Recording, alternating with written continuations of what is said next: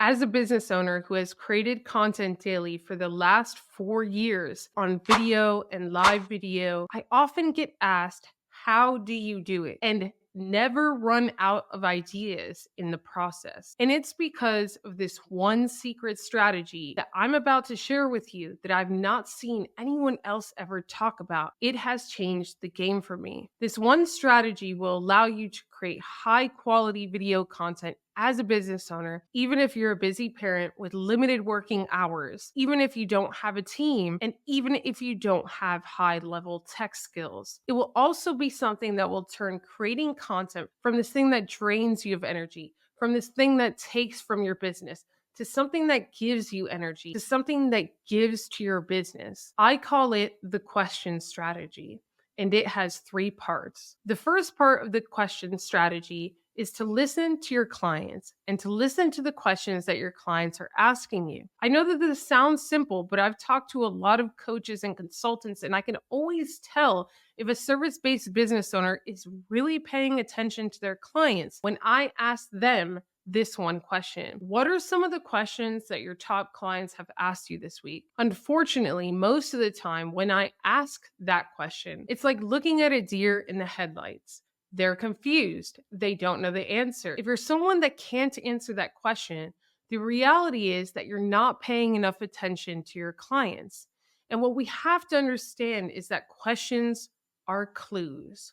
Questions reveal what people think their problem is, where they think you could help them, how you can help them. Every single question that your client has ever asked you is a clue to a video or live video that you could have created to attract more people like them. And if you're not doing this yet, it's not your fault. We're not really taught to do this in school because we aren't really taught many relevant business skills in school. And this isn't something that a lot of the big influencer gurus ever even talk about. Here's how you would start listening to questions that your clients are asking you so that you could implement the question strategy. The first step is to not just rely on your memory. If you're someone who is meeting clients a lot in one-on-one meetings, in your group cohorts, a lot is happening within the week. And we can't rely on our memory to always remember the questions that are being asked. So in order for you to not do that, what you're going to do is to start record your client calls. Of course, do so with the permission of your clients. You can start to do this by connecting an AI note taker to your Zoom meetings, your Google Meet rooms, or whatever platform for virtual meetings it is that you use. Personally, I have used 3 AI note takers, and I like Fireflies.ai the best. What Fireflies AI will allow me to do is see the questions that my top clients have asked me, not just from the last week or the previous week, but from months back. And I can make a list of those questions, and every single question could at least be one video or one live event. The second thing that you can do to start listening to your clients' questions, other than attaching an AI note taker to the meetings that you've had, is to start to test yourself. If you go into a one-on-one meeting, just ask yourself, what's one question in that meeting that really stood out to me? Make it a rule for yourself to not go into your next meeting until you're able to add one question to your question list.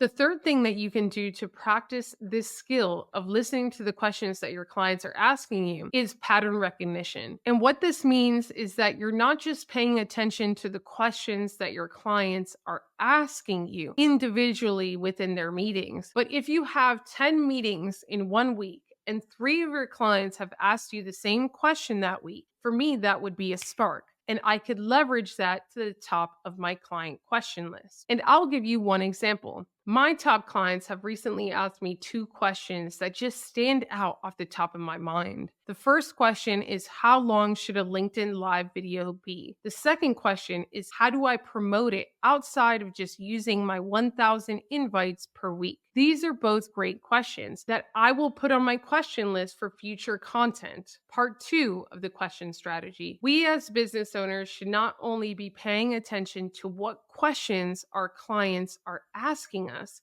so that we could leverage those questions and be able to answer them in our content to attract more people like our clients, but also when they're asking us the question. And by when, I mean when within the journey of working with us. I'll give you an example. I have clients that have been with us for years, and some of the questions that these clients have asked me recently are things like, how do I create my first webinar and market it? How do I hire my first video editor? How do I launch my first group program? These are phenomenal questions, but these are not necessarily questions that those clients asked me when they started working with me.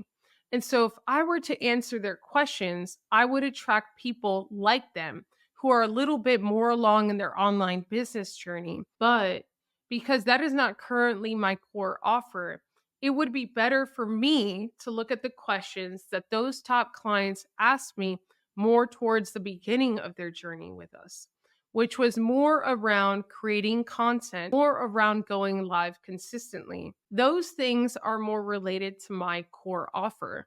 So, those are the types of questions that I should answer in content that I post on social media. Focus on the questions that are most relevant and recent to your core offer. The third part of the question strategy is to pay attention to questions that your clients should be asking you, but aren't asking you. And doing this will reveal their blind spots. I first became aware of this when one of my clients just asked me that question. It was in our group program, and he asked me, what is the question that we should be asking you but aren't? And it was a phenomenal question because my response to them was, the number one question that you should be asking me, but none of you have asked me, is how can we pay more attention to our clients so that we can learn about them more than competitors to improve our content, which was the inspiration of this video. Let's go back to the example where a few clients have asked me, how long should I go live on LinkedIn video? A better question would be,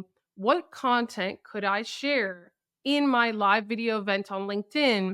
And how could I share it so that my audience takes action? And just reframing that question will allow my clients to focus on what matters most, which is the messaging, instead of the time that they're talking. Because you could be talking for 30 minutes, you may lose interest after 1 minute if it's not good, or people could be begging you for more if it's phenomenal. So it's not about the time, it's about the messaging. Sometimes your clients are asking you questions, and those questions could be clues as to blind spots that it's your responsibility to be aware of. And that's the third part of the question strategy. Now, here's a small challenge related to this video. Going into this week, I want you to start paying attention to your clients' questions.